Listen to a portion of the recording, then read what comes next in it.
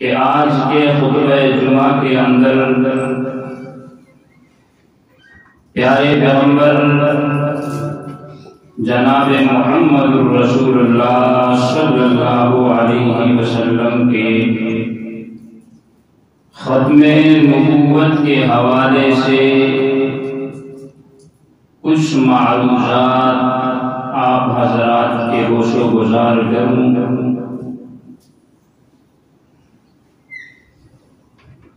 اللہ رب العزت نے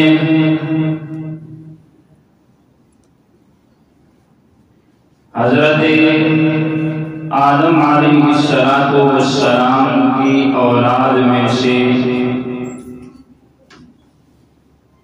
جب انسانیت کا یہ سلسلہ شروع کیا، لوگوں کو زمین پر آباد کیا، زمین پر لوگوں کو بسایا، تو لوگوں کو اس بات کا علم نہیں تھا کہ کون سے اعمال ایسے ہیں، کون سے کام ایسے ہیں کہ جن کے کرنے سے اللہ رب العزت کی ذات راضی ہو جائے، اللہ کی ذات خوش ہو جائے، اور کون سے کام ایسے ہیں کہ جن کے ارتکاب سے، جن کاموں کے کرنے سے اللہ کی ذات ناراض ہو جائے۔ لوگوں کو اس بات کا علم نہ تھا اور نہ ہی کوئی ایسا ذریعہ تھا جس کے ذریعے سے لوگوں کو ان باتوں کا علم ہو جاتا۔ تو لوگوں کی رہنمائی کرنے کے لیے، اپنی طرف لوگوں کو بلانے کے لیے اللہ رب العزت نے نبوت اور رسالت کا سلسلہ شروع فرمایا، اور اس سنہری سلسلے کے پہلی شخصیت حضرت آدم علیہ السلام تھے، اور اس کے آخری شخصیت پیارے پیغمبر جناب محمد رسول اللہ صلی اللہ علیہ وسلم کی ذات۔ لیکن یہاں پر ایک سوال پھر پیدا ہوتا ہے کہ اگر پیغمبر ہوں اور رسولوں کا آنا اتنا ہی لازم اور ضروری تھا، تو پیارے پیغمبر جناب محمد رسول اللہ صلی اللہ علیہ وسلم کے بعد اللہ رب العزت نے اس سلسلے کو ختم کر دیا۔ یعنی آج بھی کوئی شخصیت ایسی ہونی چاہیے کہ جو بھٹکی ہوئی انسانیت کو راہ راست پہ لا سکے، جو بھولی ہوئی انسانیت کو اس کے پیدا کرنے والے رب کی یاد دلا سکے۔ تو یاد رکھیے، جیسے ایک بچہ چھوٹا ہوتا ہے تو بچپن کی حالت میں اس کی قمیص اس کی جسم کی باقدر ہوتی ہے، جیسا ہی وہ بڑھتا ہے اس کی قمیص کا سائز بھی اس کے ساتھ بڑا ہوتا جاتا ہے۔ پھر ایک وقت آتا ہے کہ وہ حد کمال تک پہنچ جاتا ہے، جس جگہ سے آگے اس کا قد بڑھنا مکمل اور ختم ہو جاتا ہے، پھر اس کی قمیص کا سائز بھی وہیں پر رہ جاتا ہے۔ اسی طرح اللہ نے نبوت کا سلسلہ حضرت آدم سے شروع کیا، کیا، تدریجاً تدریجاً تمدن اور تہذیب کے اعتبار سے لوگ کفر اور شرک کو چھوڑ دے رہے۔ جناب محمد الرسول اللہ کا زمانہ جب آیا، آپ کے زمانے کے اندر اللہ رب العزت نے لوگوں کو تہذیب، تمدن اور ثقافت کے اعتبار سے عروج اور بلندیوں تک پہنچا دیا تھا۔ پھر پیارے پیغمبر جناب محمد الرسول اللہ کی بعثت ہوئی، اللہ نے محمد الرسول اللہ کو دین بھی اکمل دیا، آپ کو امت بھی اکمل دی، اور یہ اعلان فرما دیا کہ قیامت تک محمد الرسول اللہ صلی اللہ علیہ وسلم کی رسالت اور نبوت ہے۔ یعنی آپ کے زمانے کے اندر اللہ رب العزت نے لوگوں کے اندر تہذیب اور ثقافت کو مکمل طور پہ دینی اعتبار سے عروج پہ پہنچا دیا، اور اس کے لیے جتنے بھی انبیاء آئے، حضرت آدم سے لے کر جناب محمد الرسول اللہ صلی اللہ علیہ وسلم تک تمام انبیاء کرام کا دین ایک ہی، دین تمام نبیوں کا شریعت بدل دی۔ حضرت آدم کی اور حضرت شیش کی اور، حضرت ادریس کی اور حضرت ابراہیم کی اور، حضرت موسیٰ کی اور حضرت عیسیٰ کی اور، جناب محمد الرسول اللہ صلی اللہ علیہ وسلم کی اور۔ لیکن پیارے پیغمبر جناب محمد الرسول اللہ کو نبوت بھی اللہ نے اکمل دی ہے، اور دین بھی اللہ نے محمد الرسول اللہ کو مکمل سے اگلا درجہ ہوتا ہے اس کا اکمل۔ اکمل اس میں تفصیل کا صیغہ ہے، اس کا مطلب کیا ہوتا ہے کہ اس سے زیادہ کاملیت اور نہیں۔ جیسے ایک آدمی کہنا کہ فلانا حسین، خوبصورت، لیکن ایک اور آتا ہے کہ فلانا احسن ہے۔ احسن کا مطلب کیا ہے کہ اس سے اور زیادہ خوبصورت نہیں۔ تو پیارے پیغمبر جناب محمد الرسول اللہ صلی اللہ علیہ وسلم کو اللہ رب العزت نے جو دین دیا، وہ دین اللہ نے کیا دیا؟ اکمل دیا۔ پیارے پیغمبر جناب محمد الرسول اللہ کو اللہ نے جو نبوت دی، وہ نبوت بھی کون سی دی ہے؟ اکمل دی ہے۔ اللہ نے آپ کو جو رسالت دی ہے، وہ رسالت بھی اللہ نے اکمل دی ہے۔ اور اس کو سمجھنے کے لیے آئیے ذرا ہم چلتے ہیں سن 10 ہجری 9 ذی الحج، جمعہ کا دن ہے، عرفات کا میدان ہے۔ صحابہ کرام جناب محمد الرسول اللہ کے ارد گرد جمع ہیں۔ پیارے پیغمبر جناب محمد الرسول اللہ صحابہ کرام کو خطبہ دے رہے ہیں، حضور تقریر کر رہے ہیں، حضور خطبہ ارشاد فرما رہے ہیں، اور خطبے کے پہلے الفاظ کیا ہے کہ میری امت کے لوگوں، اِنَّ أَبَاكُمْ وَاحِدٌ وَإِنَّ رَبَّكُمْ وَاحِدٌ وَإِنَّ نَبِيَّكُمْ وَاحِدٌ، کہ تمہارا رب جو ہے وہ ایک ہے، تمہارا باپ جو ہے وہ ایک ہے، تمہارا نبی جو ہے وہ ایک ہے۔ پھر تمہیں اختلاف کس چیز نے تمہیں اختلاف کے اندر مبتلا کیا؟ ان باتوں نے تمہیں آپس کے اندر لڑنے پہ مجبور کیا، ان باتوں نے تمہیں ایک دوسرے کا دشمن بنا دیا۔ یہ پیارے پیغمبر جناب محمد الرسول اللہ کی آخری تقریر ہے۔ پھر صحابہ کے مجمع سے جناب محمد الرسول اللہ نے یہ سوال کیا، اور سوال سے پہلے اعلان سارے لوگوں کو بتلا دیا کہ میری امت کے لوگوں، یہ یاد رکھنا، انا آخر الانبیاء وانتم آخر الامم، لا نبی بعدی ولا امت بعدکم۔ یہ یاد رکھنا، میں آخری نبی ہوں، تم آخری امت ہو، میرے بعد کوئی نبی نہیں آئے گا، تمہارے بعد کوئی امت نہیں آئے گی۔ پھر جناب محمد الرسول اللہ ان سے سوال کرتے ہیں کہ ہل بلغت، کیا اللہ نے مجھے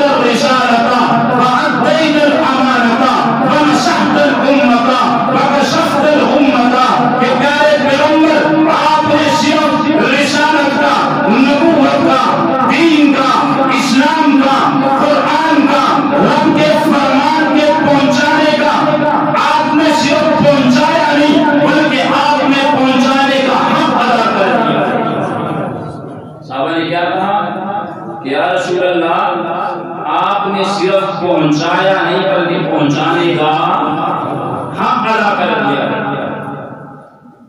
تو پھر پیارے پیغمبر جناب محمد رسول اللہ صلی اللہ علیہ وسلم نے کیا فرمایا کہ فَلْيُبَلِّغِ الشَّاهِدُ الْغَائِبَ، جتنے بھی آج عرفات کے میدان میں موجود ہیں، آپ کو چاہیے کہ محمد الرسول اللہ کے دین کو غائبین تک پہنچائیں۔ جو لوگ یہاں موجود ہیں ان لوگوں کو چاہیے کہ جو پیغام آج تمہیں ملا ہے، جو پیغام میں نے تم تک پہنچایا ہے، وہ پیغام غائبین تک پہنچانا کس کی ذمہ داری ہے؟ تمہاری ذمہ داری۔ پوری دنیا کے اندر آپ دیکھیں صحابہ کرام کی عظمت کے قربان، ان کی شان کے قربان، ان کے مقام اور مرتبے کے قربان، حجۃ الوداع کے موقع پہ جیسے ہی عرفات کے میدان میں پیارے پیغمبر جناب محمد رسول اللہ کے اس پیغام کو سنا، اس جملے کو سنا، پھر نہ انہوں نے بچوں کو دیکھا، نہ انہوں نے بیویوں کو دیکھا، نہ انہوں نے ماں باپ کو دیکھا، نہ انہوں نے جائیداد کو دیکھا، نہ انہوں نے آل اولاد کو دیکھا، نہ انہوں نے عزیز و رشتہ دار کو دیکھا۔ پھر کسی کی قبر افغانستان میں بنتی ہے، کسی کی قبر پھر قبرص کے اندر بنتی ہے، کسی کی قبر پھر چین کے اندر بنتی ہے، کسی کی قبر پھر افریقہ کے جنگلات میں بنتی ہے۔ صرف ایک بات کو مد نظر رکھا انہوں نے کہ ہم نے عرفات کے میدان میں کھڑے ہو کر جناب محمد رسول اللہ سے وعدہ کیا تھا کہ اللہ نے آپ کو دین دیا، آپ نے ہم تک پہنچانے کا حق ادا کیا، آپ کا دیا ہوا پیغام ہم پوری دنیا کے کونے کونے تک پہنچائیں۔ صحابہ کرام نے پہنچائے کہ نہیں پہنچائے؟ اب اس موقع پہ حضور صلی اللہ علیہ وسلم نے 9 ذی الحج 10 ہجری جمعہ کے دن عرفات کے میدان میں صحابہ کرام سے یہ بات کی، واپس گھر تشریف لاتے، عصر کا وقت ہے، حضرت جبرائیل علیہ السلام آتے ہیں، پیارے پیغمبر جناب محمد رسول اللہ پہ قرآن کی آیت اترتی ہے، الیوم اکملت لکم دینکم واتممت علیکم نعمتی ورضیت لکم الاسلام دینا۔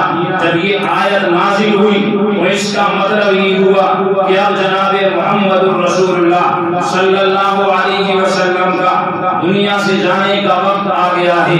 پیارے پیغمبر جناب محمد رسول اللہ نے یہ آیت سنی کہ اللہ نے فرما دیا پیارے پیغمبر الیوم اکملت لکم دینکم، آج کا دن وہ عظیم دن ہے جس دین کے لیے آپ نے قربانیاں دی، جس دین کے لیے آپ کو جلا وطن کیا گیا، جس دین کے لیے آپ کو پتھر مارے گئے، جس دین کے لیے آپ کے دندان مبارک شہید کیے گئے، جس دین کے لیے آپ کو مختلف قسم کی تکالیف کا سامنا کرنا پڑا، جس دین کے لیے مکے کے لوگوں نے 3 سال تک آپ کا سوشل بائیکاٹ کیا، جس دین کے لیے آپ کے راستے کے اندر کانٹے بچھائے گئے، جس دین کے لیے آپ کو مختلف تکالیف کے مراحل سے گزرنا پڑا، میں اللہ آج کے اعلان کر رہا ہوں کہ الیوم اکملت لکم دینکم، پیارے پیغمبر آج وہ دین میں نے آپ کے لیے مکمل کیا۔ آج کے بعد آپ کو کسی قسم کی تکلیف کا سامنا نہیں کرنا پڑے۔ اور پیارے پیغمبر جناب محمد رسول اللہ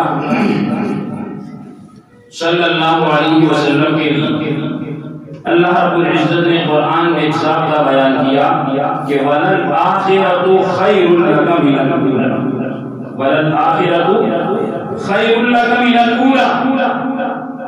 عام انسان ہے، اس کے بچپن کی زندگی جوانی کی زندگی سے اچھی ہوتی ہے، جوانی کی زندگی بڑھاپے کی زندگی سے اچھی ہوتی ہے، لیکن پیارے پیغمبر جناب محمد رسول اللہ کے لیے اللہ نے کیا اعلان فرمایا کہ وَلَلْآخِرَةُ خَيْرٌ لَكَ مِنَ الْأُولَىٰ۔ میرے پیارے محبوب، آپ کی آنے والی زندگی، آپ کا آنے والا وقت گزرے ہوئے وقت سے بہتر ہوگا۔ جہاں آپ کو پہلے تکالیفیں دی گئی ہیں، آج اللہ آپ کو خوشخبری خوشخبری دے رہا ہے کہ آپ کو پریشان ہونے کی مزید ضرورت نہیں۔ پیارے پیغمبر جناب محمد رسول اللہ نے اس موقع پہ کیا فرمایا کہ انا آخر الانبیاء وانتم آخر الامم، اپنی امت سے کیا کہا کہ میں آخری نبی ہوں اور تم آخری امت ہو۔ تو اس سے معلوم یہ ہوا کہ جناب محمد رسول اللہ کے بعد نبوت کا دروازہ بند ہو چکا ہے، آپ کے بعد کوئی نبی نہیں آ سکتا۔ اور دوسری بات ذہن میں رکھیں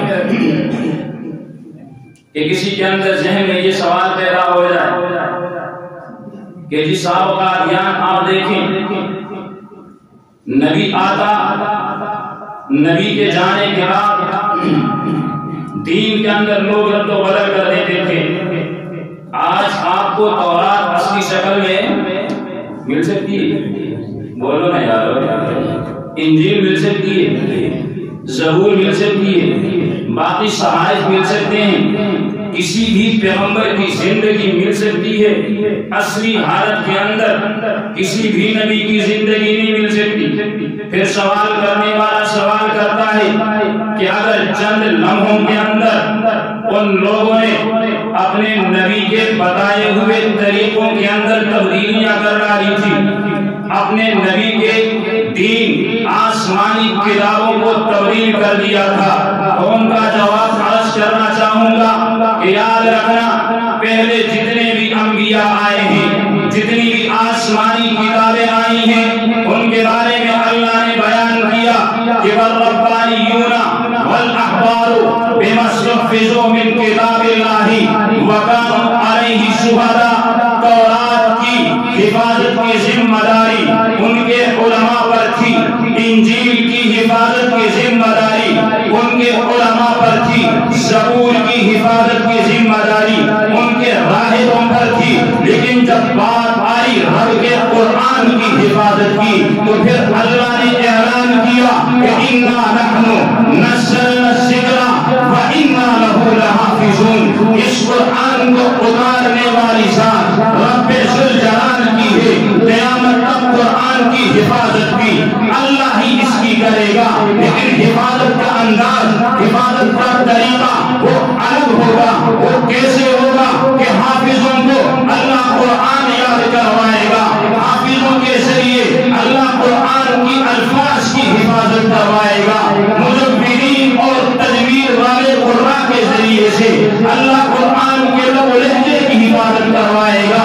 علماء کرام سے اللہ قرآن کی معانی کی حفاظت کروائے گا، اور اسی طرح مجتہدین اور فقہاء سے اللہ قرآن کے علم اور اسرار کی حفاظت کروائے گا۔ تو معلوم یہ ہوا کہ پہلے دینوں کے اندر، پہلے کتابوں کے اندر اگر رد و بدل ہوئی تو اس کی حفاظت کی ذمہ داری علماء کی تھی، اور قیامت تک قرآن کے اندر کوئی رد و بدل نہیں کر سکتا، اس لیے کہ اس کی حفاظت کی ذمہ داری کس کی ہے؟ اللہ رب العزت۔ اور قرآن دور کی بات کی، پیارے پیغمبر جناب محمد رسول اللہ صلی اللہ علیہ وسلم کے فرمان بھی آج ایسے ہی محفوظ ہیں۔ ان کی سندیں محدثین نے 5 لاکھ راویوں کے حالات لکھے۔ کتنے راویوں کے؟ 5 لاکھ راوی، یعنی 5 لاکھ ایسے لوگ جنہوں نے محمد رسول اللہ صلی اللہ علیہ وسلم کی احادیث کو نقل کیا ہے، ان لوگوں کے حالات کہ یہ لوگ کیسے تھے، ان کے معاملات کیسے تھے، ان کے اخلاق کیسے تھے، ان کا لین دین کیسا تھا، ان کا اٹھنا بیٹھنا کیسا تھا، یہ انہوں نے لکھے ہیں۔ اس کے بعد ان 5 لاکھ لوگوں سے احادیث نقل کی۔ تو ہمارے پاس آج کے الحمدللہ ثم الحمدللہ تحدیث بن نعمت کے طور پہ کہہ رہا ہوں کہ آج 1450 سال بعد بھی ہمارے پاس محفوظ ہے کہ جناب محمد رسول اللہ مسکراتے کیسے، آپ کا چہرہ مبارک کیسا، آپ کے زلفیں کیسی، آپ اٹھتے کیسے تھے، آپ بیٹھتے کیسے تھے، آپ چلتے کیسے تھے، آپ آپ لیٹتے کیسے تھے، آپ کھاتے کیسے تھے، آپ پیتے کیسے تھے، آپ کے اخلاق کیسے تھے. پیارے پیغمبر جناب محمد رسول اللہ صلی اللہ علیہ وسلم کی ایک ادا امت کے پاس آج 1500 سال بعد بھی محفوظ ہے. تو معلوم ہوا کہ اللہ نے محمد رسول اللہ کو جو نبوت دی تھی وہ نبوت اکمل ہے، وہ نبوت کامل ہے، وہ رسالت مکمل ہے. آج اگر آپ کی ادائیں محفوظ ہے تو معلوم ہوا آپ کا دین بھی محفوظ ہے. جب آپ کا دین بھی محفوظ ہے کسی اور نبی کے آنے کی ضرورت نہیں. ایک موقع حضرت عبداللہ بن مسعود رضی اللہ تعالی عنہ اپنے شاگردوں کو حدیث کی مجلس میں آپ کو بات بتا رہا ہوں کہ حضور کی اداؤں ایک ادا کو کیسے محفوظ کیا گیا. حضرت عبداللہ بن مسعود حدیث پڑھا رہے بیچ میں ہنسنے حدیث پڑھاتے ہنسنے لگے. شاگرد جو تھے وہ خاموش بیٹھے رہے. تو حضرت عبداللہ بن مسعود رضی اللہ تعالی عنہ کہنے لگے کہ الا تسألونی مما اشعر، تم مجھ سے سوال نہیں کرو گے کہ میں کیوں ہنس رہا ہوں. حالانکہ کوئی بات بھی ہنسنے والی نہیں، نہ کوئی ایسی حرکت کسی نے کی کہ مجھے ہنسی آ جائے، لیکن تم نے مجھ سے سوال نہیں کیا کہ میں کیوں ہنس رہا ہوں. تو شاگردوں نے سوال کیا کہ استاد پھر آپ کیوں ہنسی. حضرت عبداللہ بن مسعود رضی اللہ تعالی عنہ فرمانے لگے کہ جب پیارے پیغمبر جناب محمد رسول اللہ صلی اللہ علیہ وسلم یہ حدیث ہمیں پڑھا رہے جو میں آپ کو پڑھا رہا، جب یہ حدیث پڑھا رہے تھے اور اس موقع پر پہنچے تو پیارے پیغمبر مسکرانے لگے. پیارے پیغمبر مسکرانے لگے، ہم خاموش بیٹھے تھے. مسکرانے کے بعد حضور نے پوچھا کہ تم مجھ سے سوال نہیں کرو گے کہ میں کیوں ہنسا ہوں. تو وہ پیارے پیغمبر جناب محمد رسول اللہ کی ادا آج عبداللہ بن مسعود بیان کر رہا ہے.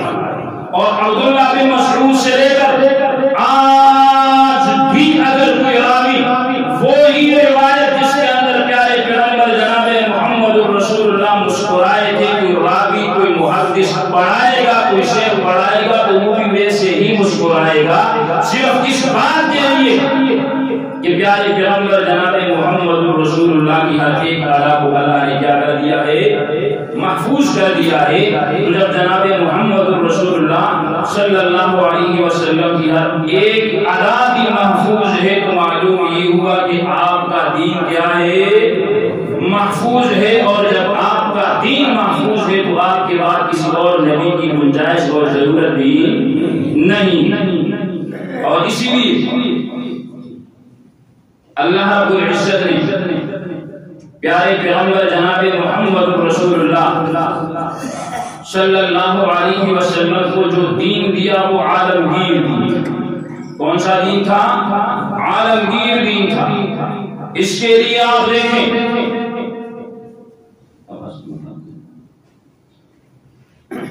قرآن مجید کے اندر اللہ رب العزت نے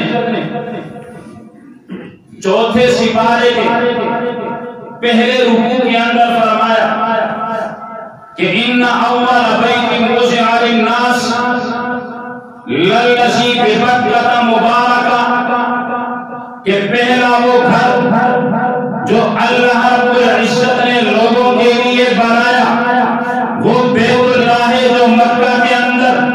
توجہ کرنا، اللہ نے کیا فرمایا کہ ان اول بیت وضع للناس، پہلا وہ گھر جو اللہ نے لوگوں کے لیے بنایا.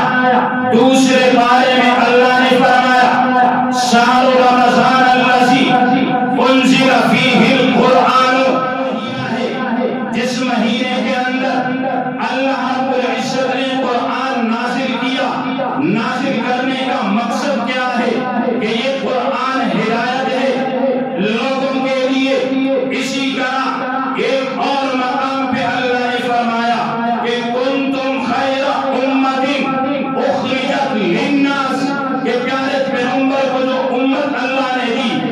امت بہترین امت ہے، اس امت کو لوگوں کے نفع رسائی کے لیے بنایا گیا ہے، یہ لوگوں کو دعوت و تبلیغ کی کام کرے گی، اس کا اعلان کرے گی۔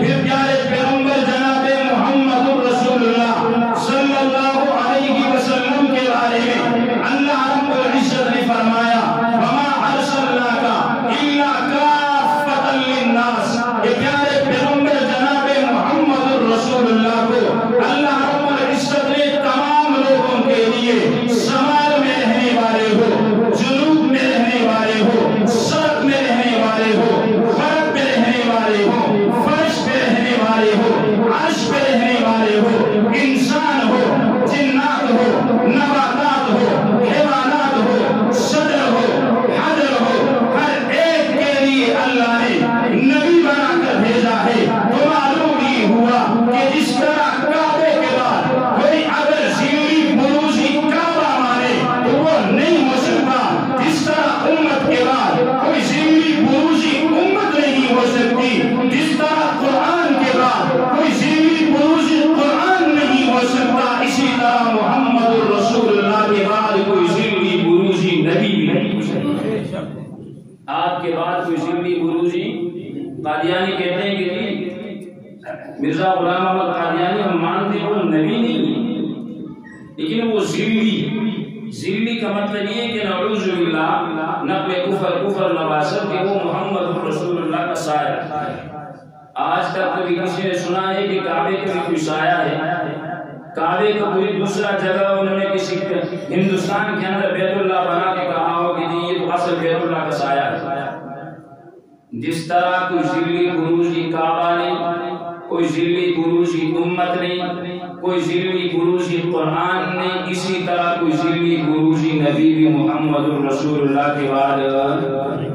اور یہ واضح بات ہے، یہ واضح بات ہے، اظہر من الشمس ہے، سورج کی طرح روشن ہے کہ پیارے پیغمبر جناب محمد رسول اللہ صلی اللہ علیہ وسلم کے انداز تخاطب کو اگر آپ دیکھتے ہیں، آدم علیہ السلام سے لے کر پیارے پیغمبر جناب محمد رسول اللہ تک جتنے بھی انبیاء آئے، 5 انبیاء کا ذکر قرآن کے اندر ہے۔ ہر ایک نبی حضرت شعیب ہے، وہ اپنے قوم کے پاس آتے ہیں اور قوم کو دعوت دیتے ہیں کہ یا قوم اعبدوا اللہ، کیا کہتے ہیں؟ یا قوم اعبدوا اللہ، اے میری قوم تم اللہ کی عبادت کرو۔ حضرت صالح آتے ہیں، وہ بھی یہی جملہ کہتے ہیں۔ حضرت موسیٰ آتے ہیں، وہ بھی یہی جملہ کہتے ہیں۔ حضرت ابراہیم آتے ہیں، وہ بھی یہی جملہ کہتے ہیں۔ حضرت عیسیٰ آتے ہیں، وہ بھی یہی جملہ کہتے ہیں۔ پیارے پیغمبر جناب محمد رسول اللہ سے پہلے جتنے بھی انبیاء آئے، جتنے بھی رسول آئے، جتنے بھی پیغمبر آئے، ہر ایک نے اپنی قوم سے کہا کہ یا قوم اعبدوا اللہ، اے میری قوم تم اللہ کی عبادت کرو۔ لیکن جب زمانہ آتا ہے، جب وقت آتا ہے، جب لمحات آتے ہیں جناب محمد رسول اللہ کی بعثت کے، تو پیارے پیغمبر نے یہ نہیں کہا، یا اہل مکہ نہیں کہا، یا بنی ہاشم نہیں کہا، یا قریش نہیں کہا، یا اہل مکہ نہیں کہا، یا اہل عرب نہیں کہا، یا اہل عجم نہیں کہا، بلکہ پیارے پیغمبر کا انداز تخاطب یہ ہے، یا ایھا الناس انی رسول اللہ الیکم جمیعا، کہ اے دنیا کائنات کے لوگوں یاد رکھنا کہ مجھے اللہ نے کسی قوم، کسی قبیلے، کسی فرد، کسی ملت کی طرف نہیں بلکہ ساری انسانیت کی طرف اللہ نے مجھے رسول بنا کر رکھا۔ یہ کس کا فیصلہ ہے؟ قرآن کا فیصلہ ہے۔ قرآن کا فیصلہ ہے کہ باقی انبیاء نے جو اپنی قوم کو خطاب کر کے کہا، معلوم یہ ہوا کہ کسی نبی کو اللہ نے کسی قوم کی طرف بھیجا، کسی نبی کو اللہ نے کسی قبیلے کی طرف بھیجا، کسی نبی کو اللہ نے کسی شہر کی طرف بھیجا، کسی نبی کو اللہ نے کسی ملک کی طرف بھیجا۔ لیکن جناب محمد رسول اللہ کا نمبر جب آیا تو اللہ رب العزت نے آپ کو عالمین کے لیے نبی بنا کر بھیجا۔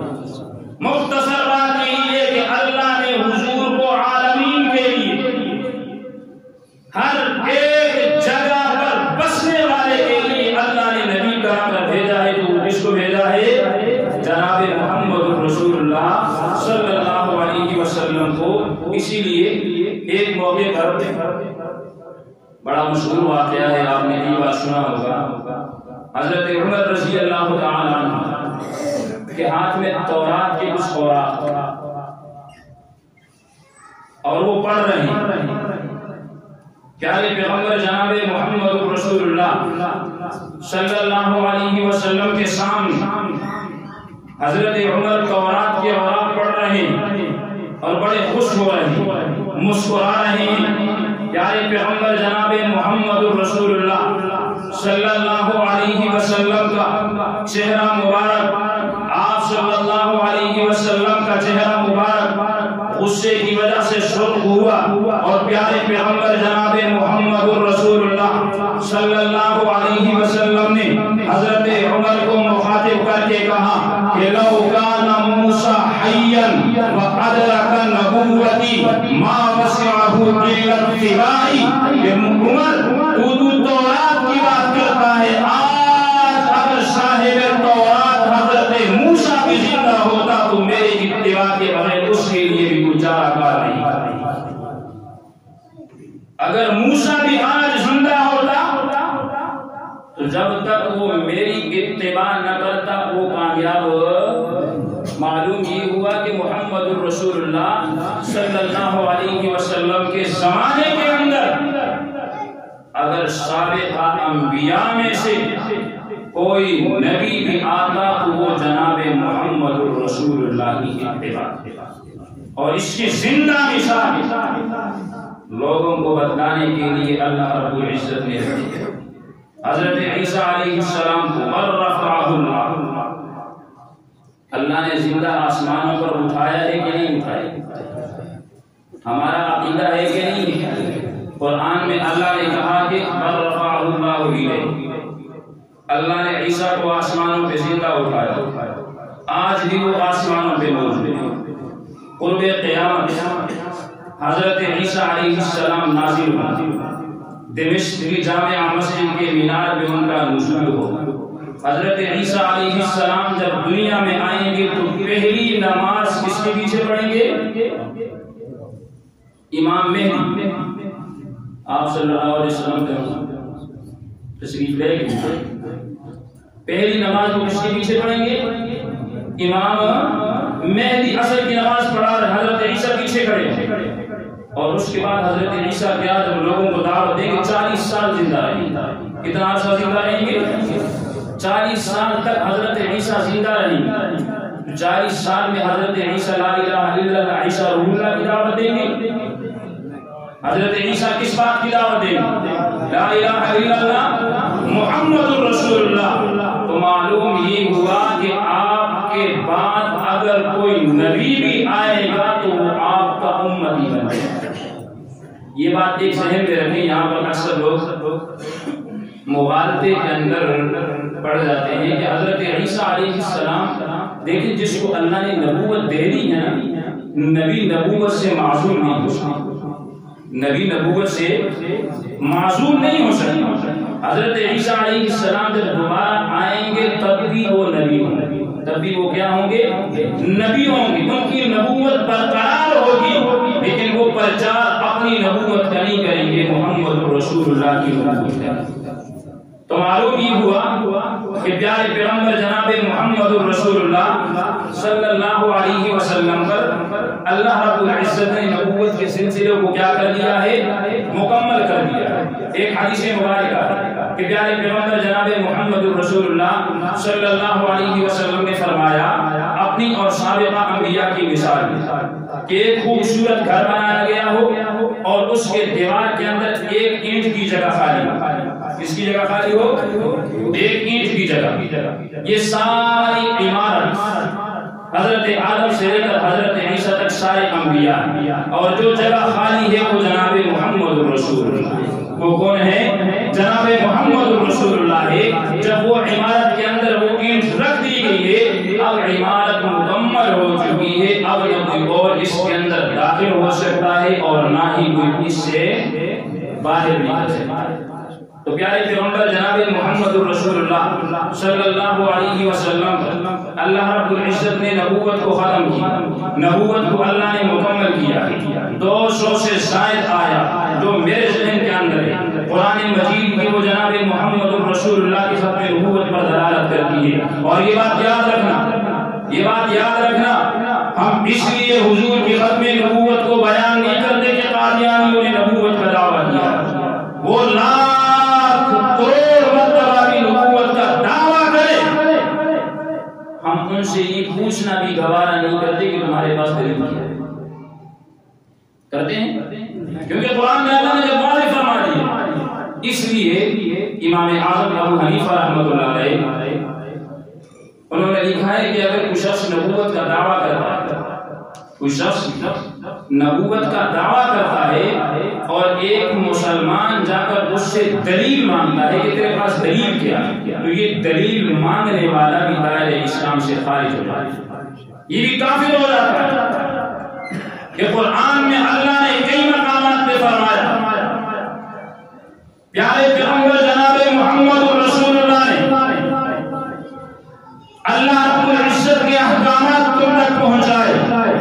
الیوم اکملت لکم دینکم واتممت علیکم نعمتی، پیارے پیغمبر جناب محمد رسول اللہ کے ختم نبوت پر دلیل ہے۔ اللہ نے قرآن میں فرمایا ما کان محمد ابا احد من رجالکم ولکن رسول اللہ وخاتم النبیین، پیارے پیغمبر کے ختم نبوت پر دلیل ہے۔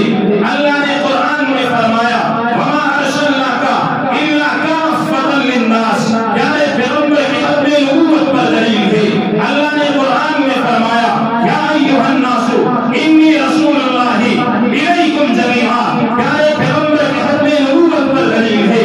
اللہ نے قرآن میں فرمایا انزل من قبلک کا ذکر کیا ہے، بعد کا ذکر نہیں کیا۔ یہ پیارے پیغمبر جناب محمد رسول اللہ کے ختم نبوت پر دلیل ہے۔ پیارے پیغمبر جناب محمد رسول اللہ نے فرمایا انا خاتم الانبیاء وانتم آخر الامم لا نبی بعدی ولا امت بعدکم، پیارے پیغمبر کے ختم نبوت پر دلیل ہے۔ جناب محمد رسول اللہ نے فرمایا لو کان بعدی نبی لکان عمر، اگر میرے بعد کوئی نبی ہوتا تو عمر ہوتا، پیارے پیغمبر کے ختم نبوت پر دلیل ہے۔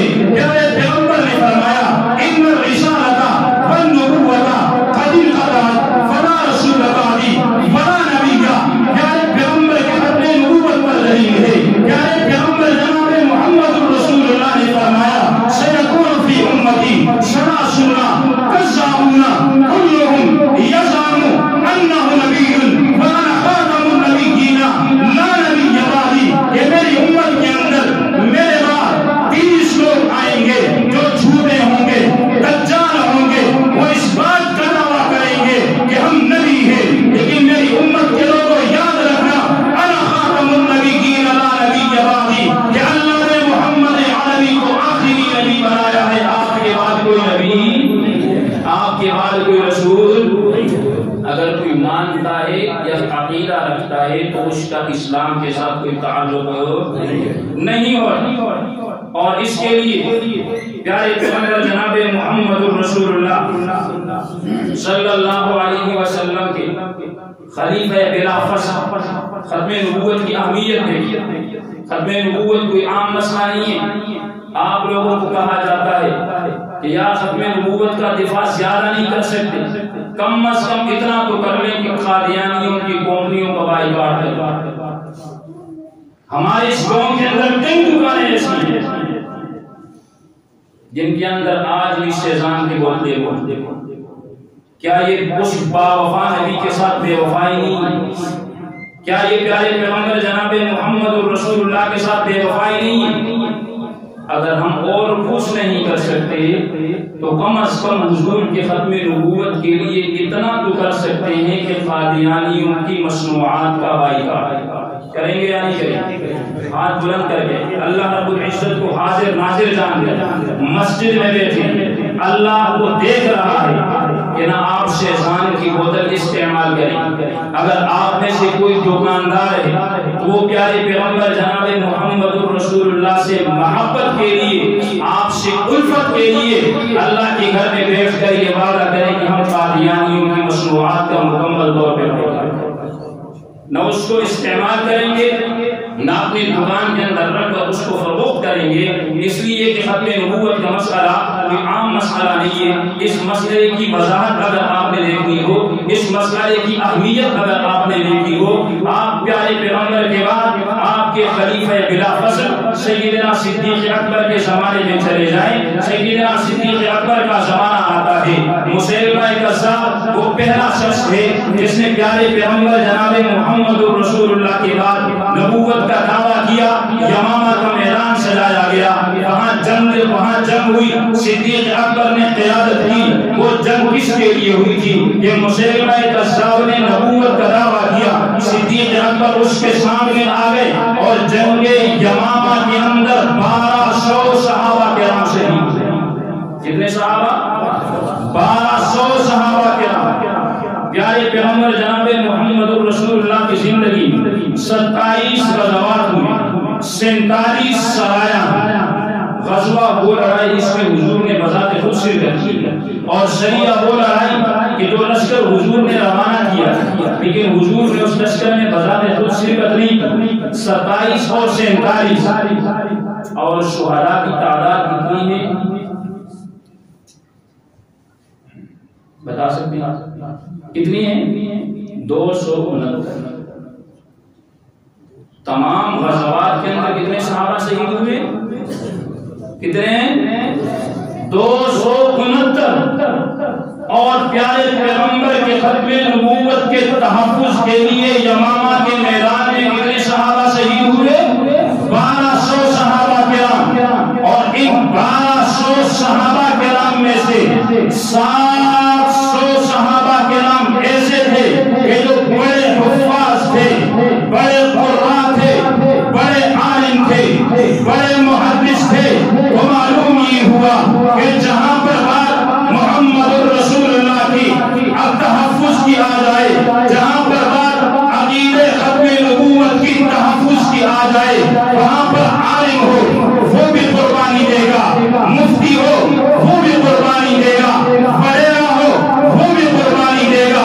اسی لیے کہ کامیابی اگر دنیا کی چاہتا ہے، آخرت کی چاہتا ہے، وہ اسی کے اندر ہوگی کہ جناب محمد رسول اللہ صلی اللہ علیہ وسلم کے ختم نبوت کا تحفظ کیا جائے، آپ کے ختم نبوت پر اپنی جان مال کو لٹایا جائے، لیکن پیارے پیغمبر جناب محمد رسول اللہ کے ختم نبوت پر آنچ نہ آنے دیا جائے، تاکہ کل قیامت کے دن اس وفا نبی کے ساتھ وفا کر کے ہم حشر کے میدان میں محمد رسول اللہ کا سامنا کر سکے۔ تو اسی بات پہ آج کی تقریر کو ختم کرتا ہوں کہ ناموس رسالت کی خاطر، ناموس رسالت کی خاطر ہم جان نچھاور کر دیں گے۔ اگر وقت نے ہم سے حکم مانگا ہم وقت کا دامن بھر دیں گے۔ وآخر دعوانا الحمدللہ رب العالمین۔